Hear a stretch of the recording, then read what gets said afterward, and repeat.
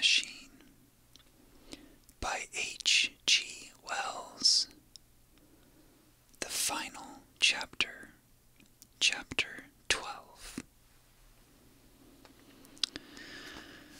So I came back. For a long time, I must have been insensible upon the machine. The blinking succession of the days and nights was resumed. The sun got golden again, the sky blue. I breathed with greater freedom. The fluctuating contours of the land ebbed and flowed. The hands spun backward upon the dials. At last I saw again the dim shadows of houses, the evidences of decadent humanity.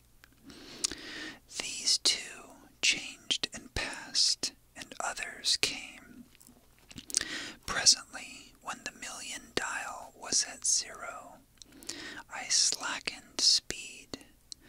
I began to recognize our own pretty and familiar architecture. The thousands hand ran back to the starting point. The night and day flapped slower and slower. Then the old walls of the laboratory came round me. Very gently now I slowed the mechanism down. I saw one little thing that seemed odd to me. I think I have told you that when I set out, before my velocity became very high, Mrs. Watchett had walked across the room, traveling, as it seemed to me, like a rocket. As I returned, I passed again across that minute when she traversed the laboratory. But now her very motion appeared to be the exact inversion of her previous ones. The door at the lower end opened, and she glided quietly up the laboratory, back foremost, and disappeared behind the door by which she had previously entered. Just before that, I seemed to see Hillier for a moment, but he passed like a flash.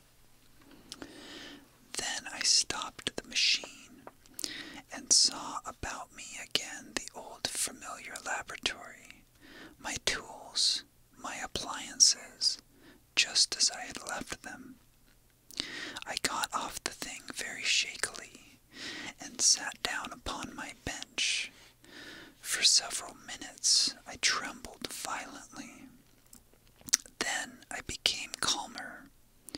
Around me was my old workshop again, exactly as it had been. I might have slept there, and the whole thing have been a dream. And yet, not exactly. The thing had started from the southeast corner of the laboratory. It had come to rest again in the northwest, against the wall where you saw it.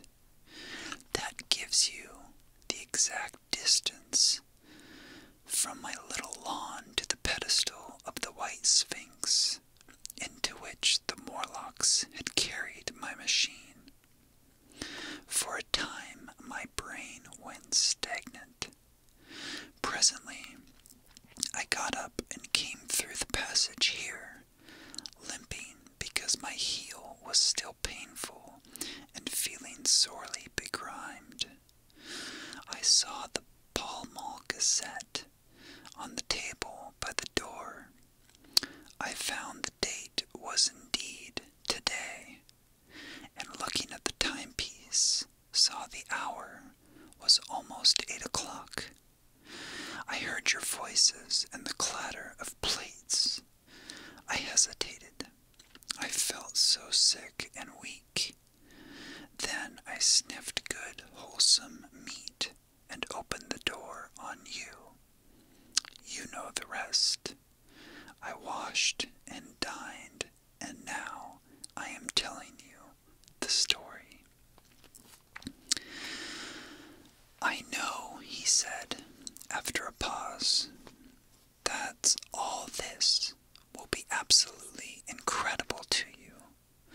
To me, the one incredible thing is that I am here tonight in this old familiar room, looking into your friendly faces and telling you these strange adventures. He looked at the medical man. No, I cannot expect you to believe it. Take it as a lie or a prophecy. Say I dreamed it in the workshop. Consider I have been speculating upon the destinies of our race until I have hatched this fiction. Treat my assertions of its truth as a mere stroke of art to enhance its interest. And taking it as a story, what do you think of it? He took up his pipe and began, in his old accustomed manner, to tap with it nervously upon the bars of the grate. There was a momentary stillness. Then chairs began to creak and shoes to scrape upon the carpet. I took my eyes off the time traveler's face and looked round at his audience. They were in the dark, and little spots of color swam before them. The medical man seemed absorbed in the contemplation of our host. The editor was looking hard at the end of his cigar, the sixth. The journalist fumbled for his watch. The others, as far as I remember, were motionless. The editor stood up with a sigh.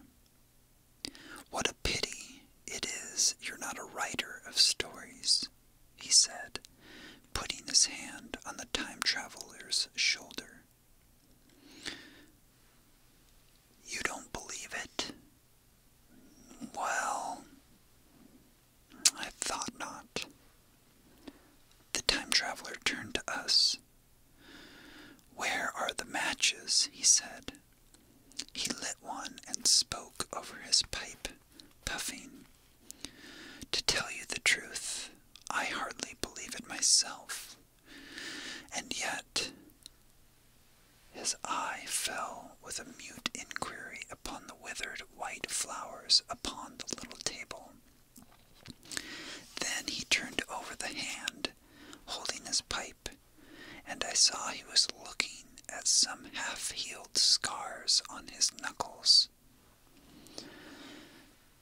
The medical man rose, came to the lamp, and examined the flowers. The gymnasium's odd, he said. The psychologist leant forward to see, holding out his hand for a specimen. I'm hanged if it isn't 1:45, said the journalist. How shall we get home? Plenty of cabs at the station, said the psychologist. It's a curious thing, said the medical man, but I certainly don't know the natural order of these flowers. May I have them? The time traveler hesitated, then suddenly, certainly not. Where did you really get them? Said the medical man. The time traveler put his hand to his head. He spoke like one who was trying to keep hold of an idea that eluded him. They were put into my pocket by Weena when I was traveled into time. He stared round the room. I'm damned if it isn't all going.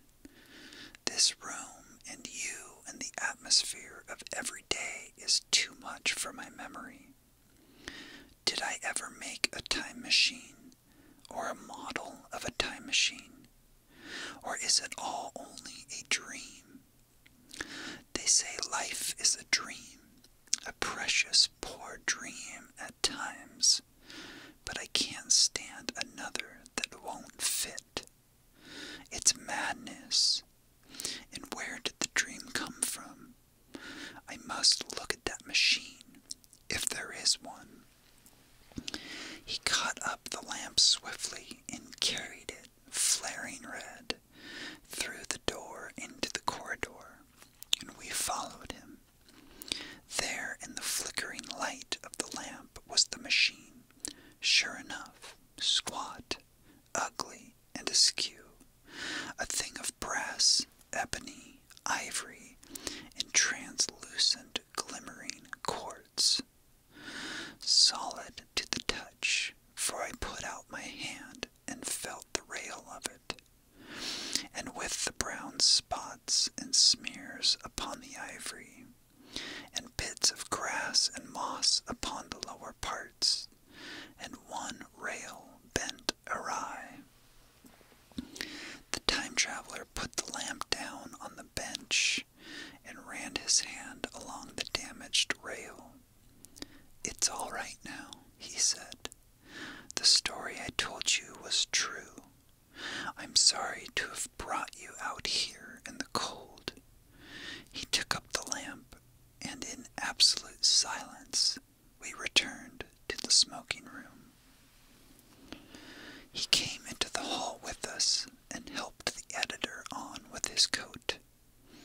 The medical man looked into his face and with a certain hesitation told him he was suffering from overwork, at which he laughed hugely.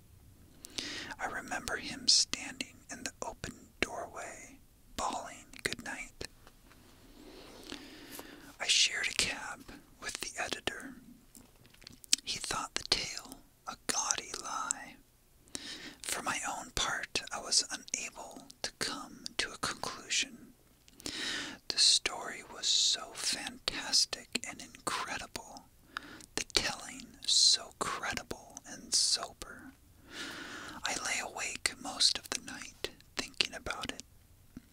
I determined to go the next day and see the time traveler again. I was told he was in the laboratory, and being on easy terms in the house, I went up to him. The laboratory, however, was empty. I stared for a minute at the time machine and put out my hand and touched the lever. At that, the squat, substantial-looking mass swayed like a bough shaken by the wind. Its instability startled me extremely, and I had a queer reminiscence of the childish days when I used to be forbidden to meddle. I came back through the corridor. The time traveler met me in the smoking room. He was coming from the house. He had a small camera under one arm and a knapsack under the other. He laughed when he saw me and gave me an elbow to shake. "I'm frightfully busy," he said, "with that thing in there." "But is it not some hoax?" I said. "Do you really travel through time?" "Really and truly I do." And he looked frankly into my eyes. He hesitated. His eye wandered about the room. "I only want half an hour," he said. "I know why you came, and it's awfully good of you. There's some magazines here. If you'll stop to lunch, I'll prove you this time-traveling up to the hilt, specimen and all. If you'll forgive my leaving you now." I consented, hardly comprehending then the full import of his words, and he nodded and went on down the corridor. I heard the door of the laboratory slam, seated myself in a chair, and took up a daily paper. What was he going to do before lunchtime? Then, suddenly, advertisement that I had promised to meet Richardson, the publisher, at 2. I looked at my watch and saw that I could barely save that engagement. I got up and went down the passage to tell the time traveler. As I took hold of the handle of the door, I heard an exclamation, oddly truncated at the end, and a click and a thud. A gust of air whirled round me as I opened the door, and from within came the sound of broken glass falling on the floor. The time traveler was not there. I seemed to see a ghostly, indistinct figure sitting in a whirling mass of black and brass for a moment. A figure so transparent that the bench behind, with its sheets of drawings, was absolutely distinct. But this phantasm vanished as I rubbed my eyes.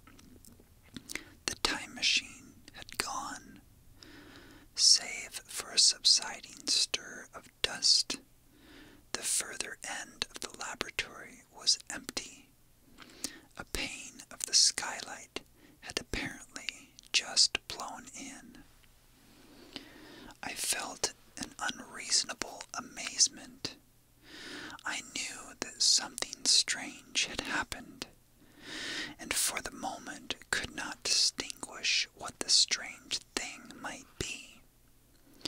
As I stood staring, the door into the garden opened, and the manservant appeared. We looked at each other. Then ideas began to come. "Has Mr. gone out that way?" said I. "No, sir, no one has come out this way. I was expecting to find him here." At that, I understood.